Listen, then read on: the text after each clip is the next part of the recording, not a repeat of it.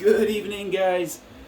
Best 3D here again, and I was tempted to do a big benchy, a 300% scaled benchy with that 1.8 millimeter nozzle, the CHT nozzle. Since it was already on, I just thought I would try this benchy. Just curious to see how it would look, and that's it. So I had a bit of time tonight just to launch this print. Some users have requested me or asked me to explain my new setup. So here it is, very simple. We have the LGX Lite from Bondtech as the extruder. It's running a 20 millimeter LDO motor at 0.8 amp. Still running the Magnum Plus, as you can see. What's different since last time, or a couple of the last times, is that I switched the O-drive system to normal steppers. They are the LDO Speedy steppers, the one that you can find on the Rat Rig printer. Awesome motors. Only downside that I have with them so far is the noise. Noise and vibration. There is a certain speed that it will vibrate like crazy. For me, it's around 50 to 60 millimeters per second. Right now we're running at 40 and they're pretty quiet, so it's all good. But I've found that at that speed it's not quiet at all. So why did I switch away from O-drive system and the servos? Couple of reasons. The first one being that most of the users that will build a VZBot will probably not run O-drive because, well, it's a bit more expensive than to just buy cheap stepper motors. So I wanted to run about the same setup as everybody else would run, so I can tune around that and develop the printer around what most of the people will be running.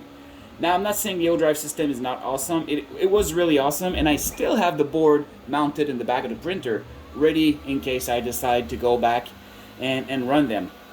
But for now, I'm gonna be testing a couple stepper motors and have fun with them. Simply also because the new 61, the 5160s from TMC, they now can run crazy amount of current, and they can run at higher voltage. So that's why now steppers can perform very fast and with a lot of acceleration. So that's another reason why I switched back to steppers. And of course, if you remember correctly, the O-drive gave me a bit of artifacts at lower speed for because of cogging issues.